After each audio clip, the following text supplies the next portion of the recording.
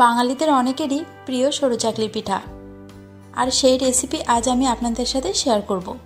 এটা বানানো খুবই সহজ আর এর উপকরণও একদমই কম, তাই যে কোনো দিন ব্রেকফাস্টে বানিয়ে ফেলুন, কারণ এর স্বাদটাও কিন্তু দারুণ। হেসেল লাভার চ্যানেলে আপনাদের সবাইকে স্বাগত। সরু চাকলি বানানোর জন্য 200 গ্রাম আতপ চাল নিয়েছি আর 100 গ্রাম বিউলির ডাল বা কলাইয়ের ডাল। ডালটাকে আমি 4-5 ঘন্টা মতো ভিজিয়ে রেখেছিলাম আর চালটাকে 1 থেকে 2 ঘন্টা মতো ভিজিয়ে রেখেছিলাম। খুব ভালোভাবে ধুয়ে তবেই ভিজিয়ে রাখবেন। এটি বানানোর জন্য চাল ডালের অনুপাতটা হবে 2:1, অর্থাৎ চালটা হবে যতটা তার অর্ধেকটা হবে ডালের পরিমাণ। একটা মিক্সার গ্রাইন্ডারে চালটা দিয়ে দিলাম 1 কাপ পানি।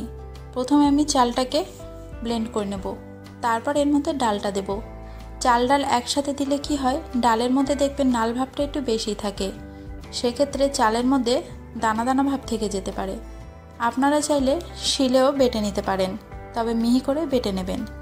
1 কাপ পানি আর 1 চা চামচ নুন দিলাম, আবার একবার ব্লেন্ড করে নিয়ে নিলাম। এবার এর মধ্যে আবারও আমি 1/2 চা চামচ নুন দিচ্ছি। এখানে আমি গোবিন্দভোগ আতপ চাল ব্যবহার করেছি, আপনারা চাইলে যে কোনো আতপ চাল নিয়ে নিতে পারেন।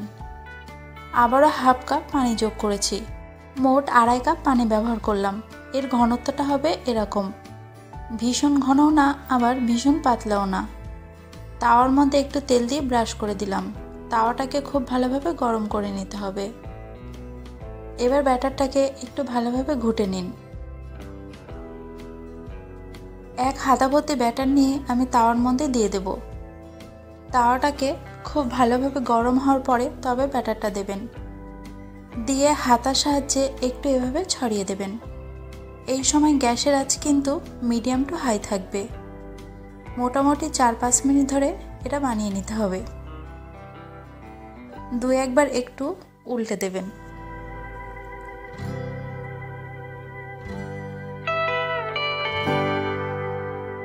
সরু চাকলি কার কার পছন্দের আমাকে কিন্তু কমেন্টে জানাবেন। এই পিঠা গরম গরম ঝোলা গুড় অথবা নলেন গুড় কিংবা আলুর তরকারির সাথেও কিন্তু বেশ ভালোই লাগে খেতে।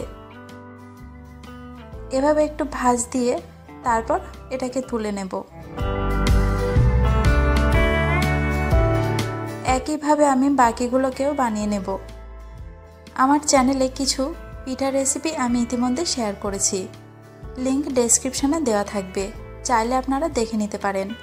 যেমন গাজরের দুধ পুলি বানিয়েছি, যেটা দেখতে অসাধারণ আর খেতেও কিন্তু দুর্দান্ত।